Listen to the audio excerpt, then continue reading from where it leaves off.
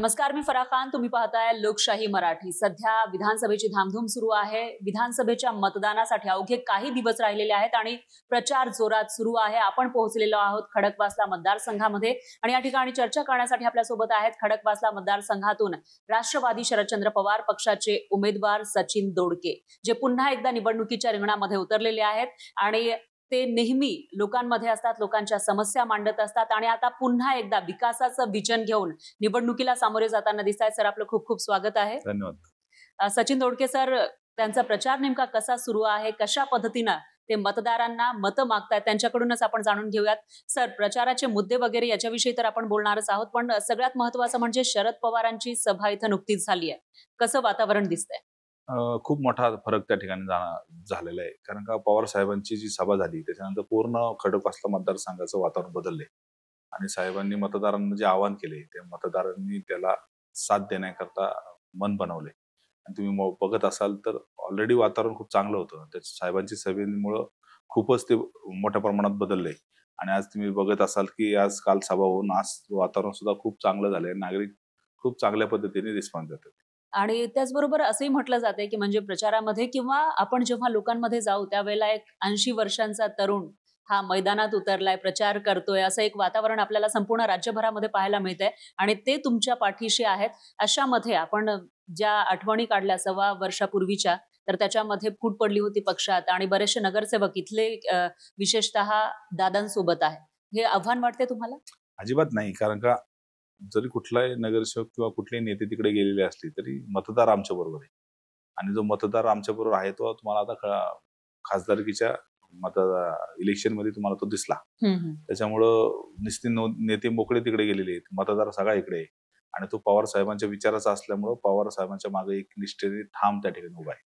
मतदार तुमच्या सोबत आहे असं तुम्ही म्हणताय, पण आपण बघितलं तर लढत तिरंगी होतीये सध्या. 3 उमेदवार रिंगणात आहे. आव्हान वाटतंय, सोपी आहे का अवघड आहे निवडणूक? नाही, ती तिरंगी असो किंवा चौरंगी असो हा विषयच येत नाही. कारण का आम्ही इलेक्शन लढत असताना आम्ही नागरिकांचे प्रश्न घेऊन लोकांपुढे जातोय. त्याच्यामुळं आपल्या समोर कोण उभं आहे आणि काय याच्यावर आम्ही कधीच विचार केला नाही. आम्ही फक्त आम्ही चांगले आहोत म्हणून आम्हाला त्या ठिकाणी एक संधी मिळावी किंवा आम्ही तुमच्याकरता तुमच्या आयुष्यामध्ये काहीतरी चांगला बदल करू शकतो याच्याकरता आम्ही तुमच्या समोर आलेलो असतो आणि तुमचं प्रतिनिधित्व मिळावं या अपेक्षेने आम्ही तिथे येत असताना आम्ही केलेली कामं लोकांपाशी मांडतो. तुम्ही आता बघितलं असेल वारजामध्ये आम्ही मोठ्या प्रमाणामध्ये 10-15 वर्षामध्ये कामं केली. त्याच्यामुळे आज त्या ठिकाणी महाविकास आघाडीच्या सर्व नेते मंडळींनी त्या ठिकाणी उमेदवारी दिली आणि खऱ्या अर्थाने मी सगळ्यांचे आभार मानतो की मला त्यांनी त्या ठिकाणी संधी देऊन लोकांची सेवा करण्याची संधी आम्हाला त्या ठिकाणी दिली. मागच्या वेळेला निसटता पराभव तुमचा झाला होता आणि तुम्ही ते ज्या मतदारांनी तुमच्यावर विश्वास दाखवला त्याचा आदर राखून नेहमी ग्राउंडवर राहिला, त्यांचे प्रश्न मांडत राहिलात आणि 5 वर्षांमध्ये तुम्ही सगळा जो मतदारसंघ आहे सगळीकडे फिरत आहात. अशामध्ये अजूनही कोणकोणत्या समस्या तुम्हाला प्रकर्षाने जाणवतात? सगळ्यात मोठ्या समस्या आमच्या मतदारसंघामधली बेकायदेशीर जी घरं आहेत ती नियमित करायची आम्हाला. कारण का मोठ्या प्रमाणामध्ये त्यांची आता अग्रीमेंट्स बंद झाली. त्याची जी बँक लोन त्यांनी फायनान्स कडून घेतलेलं असतं ते 14% लोन आहे. त्याच्यामुळे अक्षरशः लोक खूप त्रासदायक त्या ठिकाणी ह्या सगळ्या गोष्टी आहेत. त्याच्यामुळे गुंठेवारीतली गरज नाममात्र शुल्कामध्ये त्या ठिकाणी गुंठेवारी करून त्यांना सर्टिफिकेट देऊन त्यांना नियमितीकरणाचा दाखला मिळावा याकरता आम्ही प्रयत्न करतोय. अच्छा. आणि याच्यामध्ये सर आणखी एक महत्वाचा प्रश्न म्हणजे टॅक्सचा. ज्या वेळेला निवडणुका येतात, मग लोकसभेच्या असो विधानसभेच्या असो, कोणत्याही निवडणुकीला गाजर दाखवलं जातं टॅक्स माफीचं, पण तो टॅक्स माफ होत नाही आणि टॅक्स महापालिकेचा घेतला जात असला तरी सुविधा मात्र तशा मिळत नाही. मग अशामध्ये काय उपाययोजना करता येतील? मोठ्या प्रमाणामध्ये जी आता आमच्याकडे गावं समाविष्ट झालेली त्यांच्यामध्ये हा प्रश्न खूप गंभीर आहे आणि त्या गोष्टी विषयांवरती सरकार असेल किंवा प्रशासन असेल अजिबात त्या ठिकाणी रिस्पॉन्स करत नाहीये आणि त्यांच्या लक्षात आलेलं आहे की हा चुकीच्या पद्धतीने आपण टॅक्स आकारलाय आणि ते जर दुरुस्त करायचं असेल तर जे एक तर जनरल बॉडीने आपण दुरुस्त करावं लागतं किंवा शासनाकडून त्या ठिकाणी आदेश आणून आपल्याला कायदा बनवून त्या ठिकाणी करावं लागतं. तुम्ही बघितलं असेल की तुमच्या प्रश्नातच त्याचं उत्तर आहे की इलेक्शन आले की मोठ्या प्रमाणामध्ये ते कुठलं तरी एखादं पत्र पाठवतात आणि लोकांची मतं मिळवण्याचा प्रयत्न करतात आणि त्या पत्राचा खाली टॅक्स वरती किंवा इम्प्लिमेंट करण्याकरता कुठलाच उपयोग होत नाही. तुम्ही जर बघितलं असेल तर खऱ्या अर्थानं तो टॅक्स करायचा असेल तर त्याची जी असेसमेंट आहे ती जी चुकीच्या पद्धतीने झाली ती दुरुस्त केली गेली पाहिजे किंवा त्या ठिकाणी महाराष्ट्र सरकारकडे आपल्याला त्याच्यामध्ये कायदा बनवून त्या ठिकाणी त्याची त्याची आकारणी असेल किंवा तो जाचक टॅक्स आहे तो कमी केला गेला पाहिजे. कारण का हे चुकीच्या पद्धतीने आकारली गेली हे प्रशासनाला पण माहिती आहे. परंतु ते बायकॉट होत नाही, म्हणजे मागे सरकत नाहीये. त्याचा हा खऱ्या अर्थाने त्रास होतो. त्याचबरोबर पाण्याची समस्या सुद्धा आहे, मग ती कशी सोडवता येईल? पाण्याची समस्या तर खूप मोठी गंभीर आहे. कारण का झालंय काय की तुम्ही जर महिन्याने आले तर तुम्हाला नवीन नवीन बिल्डिंग बांधलेल्या त्या ठिकाणी मिळतात. आणि खूप शेकडो पद्धतीने, हजारो पद्धतीने या ठिकाणी आता बिल्डिंग्स उभ्या राहतात. आणि राहत असताना अख्ख्या पुणे शहरामध्ये हा प्रश्न निर्माण होणार आहे. कारण का पाऊस पडून जातो, आपली धरणं भरून जातात आणि ती धरणं आपल्याला वर्षभर वापरायची असतात.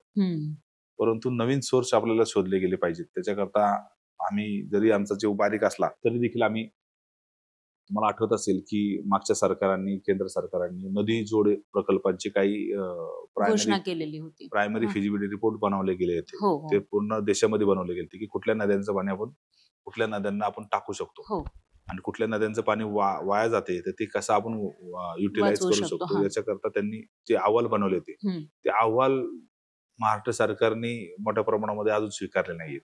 ते प्रायमरी स्टेप पर्यंतच पूर्ण नाहीत. तर जर तुम्ही बघितलं तर पुणे शहराला पाण्याचे नवीन साईड धरण बांधायला उपलब्ध नसल्यामुळं त्या ठिकाणी इतर नद्यांचं पाणी आपल्या पुणे शहराला कसं येईल याच्याकरता काही प्रकल्प होते जे केंद्र सरकारने बनवले होते.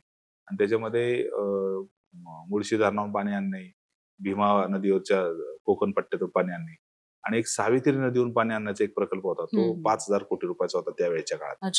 आणि त्याच्यावर जर आपण खरं काम केलं तर त्या ठिकाणी पुणे शहराचं आणि परिसराचं, जिल्ह्याचं त्या ठिकाणी पाण्याचा प्रश्न सुटणार आहे ही माहिती असून देखील त्या विषयावरती काम केलं गेलं नाही.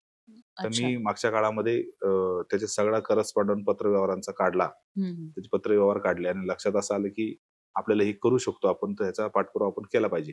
तुम्ही बघितलं असेल तर महानगरपालिकेमध्ये सुद्धा मी ठराव केलाय आणि त्याचा पाठपुरावा खऱ्या अर्थाने आता आम्ही करतोय. कारण का बाबा इथून पुढच्या काळामध्ये या सगळ्या गोष्टींची गरज पडणार आहे. मला अधिकाऱ्यांनी प्रश्न विचारला ज्यावेळेला मी मंत्रालयामध्ये हा विषय काढला होता, तर तिथं राजेंद्र पवार नावाचे सचिव होते. त्यांनी सांगितलं की 5,000 कोटी रुपये आणणार कुठून. त्यांना मी असं उत्तर दिलं की पुणे शहरामध्ये सिवेजचं पाणी साफ करण्याकरता 1,000 कोटीचा जायका प्रकल्प चाललाय. मग 5,000 कोटीमध्ये 36 TMCचं पाणी आपल्या परिसरामध्ये मिळत असेल, 24 ते 36 TMC.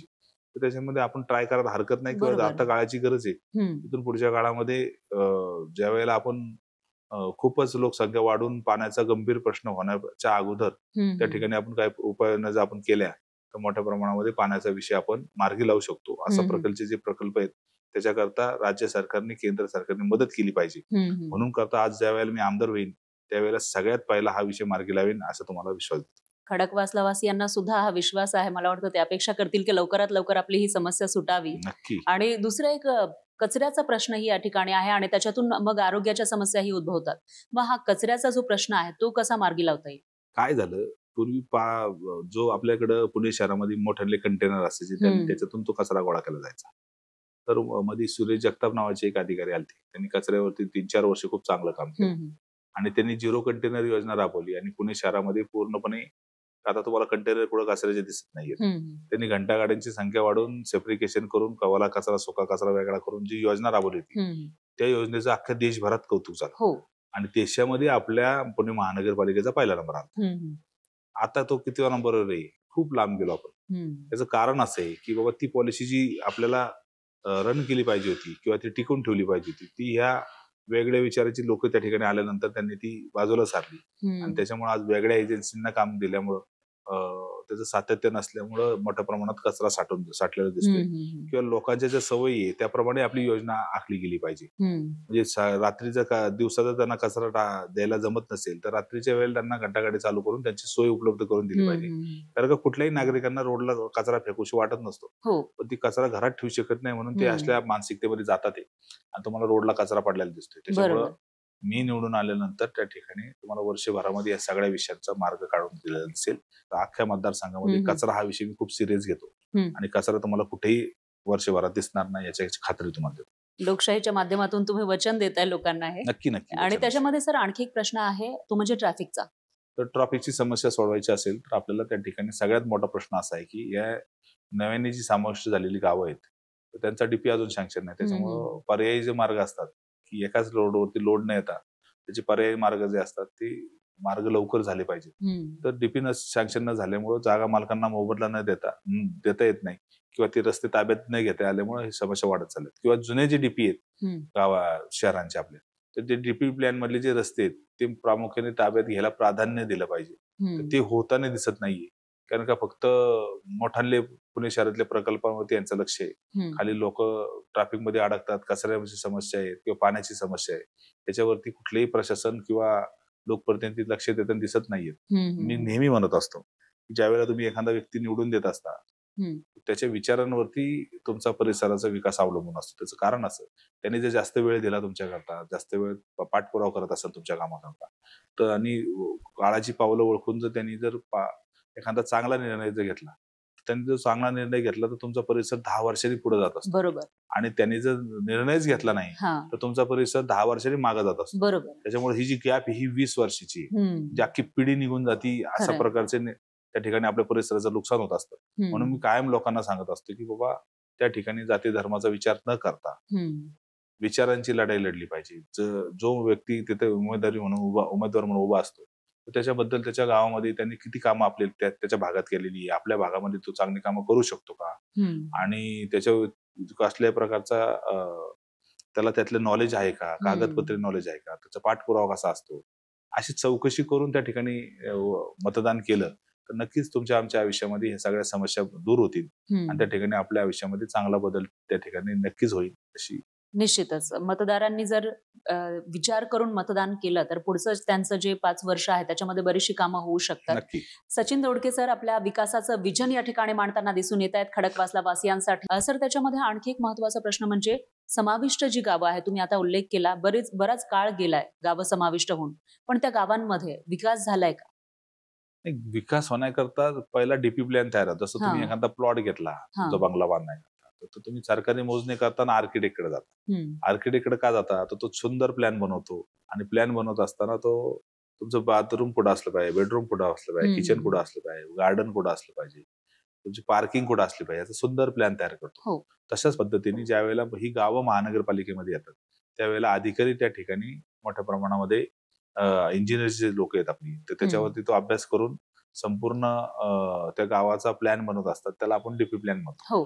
त्याचा अंतर्भाव त्याच्यामध्ये निकष असे असतात की त्या भागामध्ये किती लोकसंख्या इथं राहायला येणार आहे की पुढच्या 25 वर्षात 50 वर्षामध्ये, आणि त्या नागरिकांना ग्राउंड किती उपलब्ध करून द्यायची, केवढी असली पाहिजे, गार्डन किती असली पाहिजे, फायर ब्रिगेडला रिझर्वेशन कसं असलं पाहिजे, पोलीस स्टेशनचं रिझर्वेशन किती असलं पाहिजे, म्हणजे पाण्याच्या टाक्या बांधण्याकरता वॉटर वर्कचं रिझर्वेशन असतं ते पण त्या ठिकाणी, किंवा एकाच रोडवरती लोड आहे तर पर्यायी मार्ग त्या ठिकाणी रिंग रोडच्या माध्यमातून, गावाला पण रिंग रोड असतो, म्हणजे एखादा रस्ता काय कारणाने जर जाम झाला तर पर्यायी मार्गाने लोक बाहेर निघली पाहिजे असा प्लॅन करून त्या ठिकाणी डीपी रस्ते केले गेले, आखले जातात. तर हाच डीपी प्लॅन जर पास म्हणजे केला नसेल, म्हणजे आता 5 वर्ष झाली गावं जाऊन, 5 वर्षामध्ये डीपी प्लॅनच नसेल तर पुढचे इम्प्लिमेंट विकास तर बाजूलाच राहिला, पण डीपीच अजून सँक्शन नसल्यामुळे त्या ठिकाणी नागरिक म्हणजे ग्रामपंचायतमध्ये ज्या वेळेला होते तेव्हा 4-5 प्रकारचा टॅक्स असतो.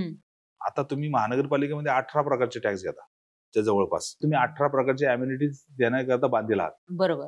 पण ते 18 प्रकारच्या नाही तर मूलभूत अम्युनिटी जी आहेत ते 4 ज्या ग्रामपंचायत देत होती ते सुद्धा तुम्ही पूर्ण क्षमतेने करू शकत नाही, ही शोकांतिक आहे.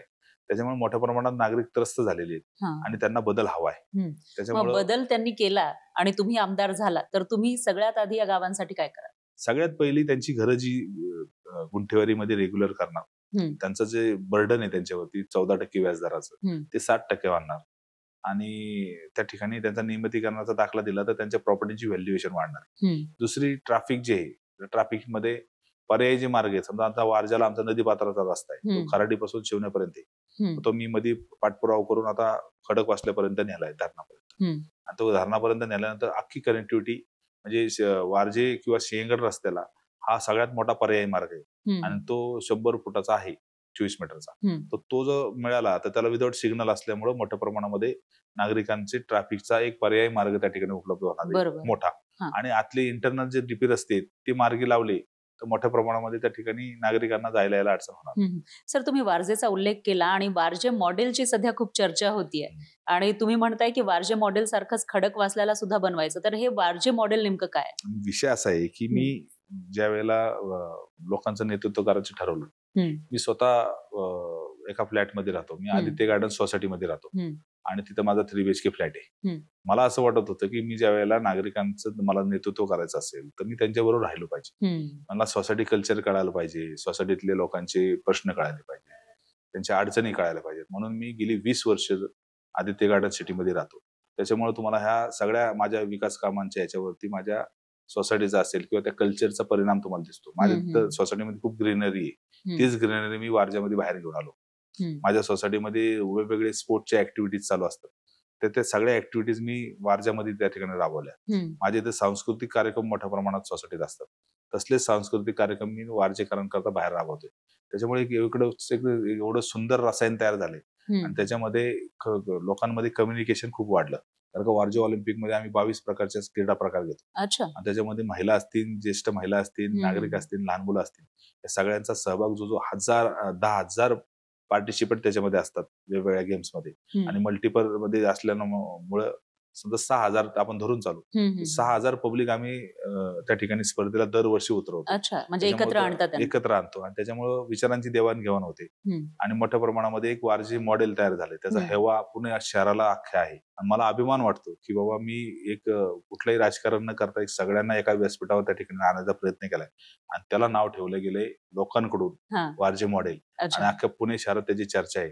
आणि तसंच वारजे मॉडेल मला अख्ख्या खडकवासला मतदारसंघात इथून पुढच्या काळात करायचे आणि ते करत असताना सगळ्या खडकवासला मतदारसंघातील वारजे, वडगाव, धायरी, बालाजीनगर, धनकवडी असेल, या बाजूला भुसारी बावधान असेल आणि ग्रामीण भाग असेल, हा सगळा एकत्र कुठल्या तरी एका व्यासपीठावर आणण्याकरता मोठे मोठे क्रीडा प्रकार त्या ठिकाणी खेळून घेऊन एक चांगला लोकांच्या जीवनामध्ये आनंदी क्षण द्यायचा आपण प्रयत्न करतो.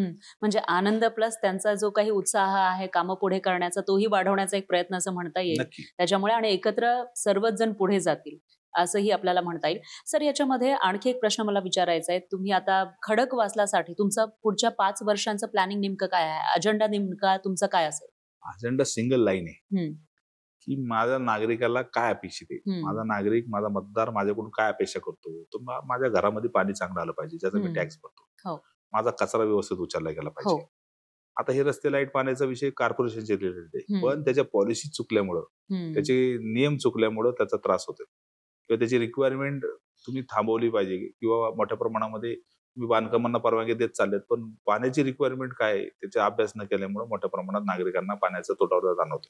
आता माझ्या वारजे भागामध्ये मोठ्या प्रमाणात नाही येते, मी तो सॉल्व्ह केलाय, परंतु इतर खडकवासला मतदारसंघामध्ये खूप भयान परिस्थिती आहे टँकरची, पाण्याची. मोठ्या प्रमाणात टँकर आणावं लागतं, सोसायट्यांना लाखो रुपये टँकरला भरावं लागतात आणि नागरिक खूप हैराण झाले त्याच्यामुळे पाण्याची दुसरी प्रॉब्लेम आहे, तो पूर्णपणे सोडवण्याकरता त्याचा एक मास्टर प्लॅन आपल्याकडे तयार आहे.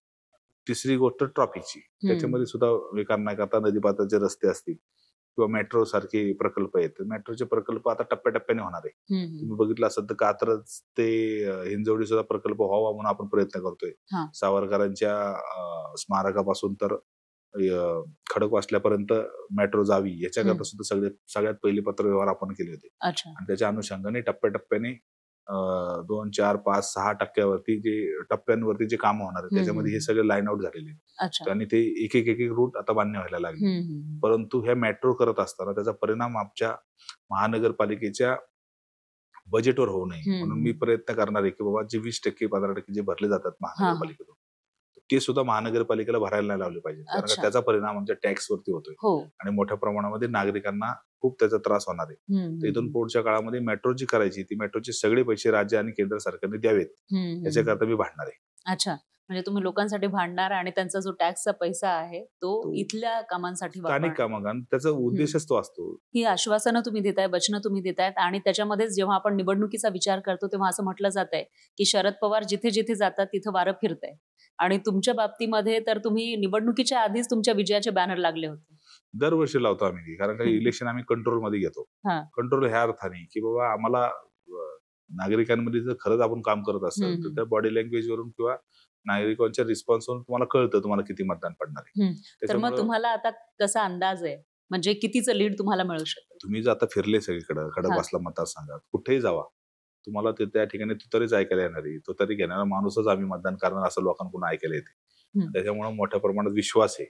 आणि तो विश्वास एवढा मोठा आहे की आम्ही इलेक्शनच्या दिवशीच त्या ठिकाणी विजय उत्सव साजरा करू अशा पद्धतीचं वातावरण आहे. ओव्हर कॉन्फिडन्स नाहीये, पण नागरिकांमध्ये जो उत्साह आहे त्या उत्साहाच्या भरामध्ये नागरिक स्वतः प्रचार करायला लागले. ही सगळ्यात मोठी कौतुकाची बाब आहे आमच्या बाबतीत. म्हणजे स्वतःच्या हातामध्ये घेतली निवड. हो, म्हणजे एखाद्या सोसायटीमध्ये बघितलं तुम्ही तर नागरिकच प्रचार करतात, ते कार्यकर्ते तर बाजूला राहिले, पण नागरिक ज्या वेळेला प्रचार करायला लागतात, नागरिक ज्यावेळेला हातात इलेक्शन घेतात त्यावेळेला इतिहास घडतो. त्याच्यामुळे आज खडकवासल्यामध्ये नक्कीच 23 तारखेला इतिहास घडणार आहे याचा कॉन्फिडन्स आम्हाला आहे. आणि तुम्ही पाहसाल, तुम्ही 23 तारखेला ज्यावेळेला मुलाखत घ्यायला याल त्यावेळेला गुलाल आमच्याच अंगावर असणार. गुलाल तुमचाच असेल असं तुम्ही म्हणताय, आणि गुलाल तुमच्या अंगावर लागल्यानंतर एखादी जबाबदारी सुद्धा तुम्हाला मिळू शकते.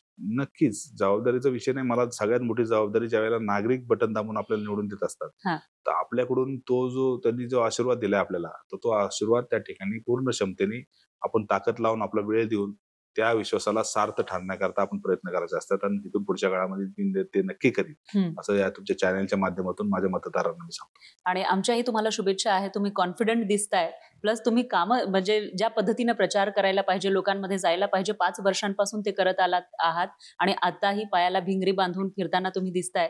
त्यामुळे लोकशाही मराठीकडूनही तुम्हाला खूप साऱ्या शुभेच्छा. ही जी इलेक्शन आहे, ही इलेक्शन ही सत्य आणि असत्याची आहे. त्याच्यामुळे सत्याचा विजय हा 100% होणार. दुसरी गोष्ट ही अकार्यशीलता आणि क्रियाशीलता याच्यामध्ये इलेक्शन आहे. मी आज पाहिलंय की 12 ते 15 वर्ष अक्रियाशीलतेमुळे जे प्रश्न निर्माण झाले ते दूर करण्याकरता क्रियाशीलतेने आम्ही त्याचं उत्तर देतोय. त्याच्यामुळे ही इलेक्शन आम्ही 100% जिंकणार हे नागरिकांनाही माहिती आहे. त्याच्यामुळं पुढच्या 23 तारखेला नक्की तुम्ही मुलाखत घ्यायला या. निश्चितच अशी अपेक्षा करूयात. आणि लोकशाही मराठीकडून तुम्हाला खूप साऱ्या शुभेच्छा. खडकवासला वासियांची सुद्धा तशी इच्छा आहे, त्यामुळेच त्यांनी ही निवडणूक त्यांच्या हातामध्ये घेतलेली आहे. त्यामुळं विजय तुमचा होईल अशी अपेक्षा आपण करूयात. तुम्ही ही मुलाखत दिली, वेळ काढला, त्याबद्दल धन्यवाद. आणि यासोबतच या विशेष इंटरव्ह्यू मध्ये वेळ झाली येथेच थांबण्याची. तुम्ही पाहत रहा लोकशाही मराठी.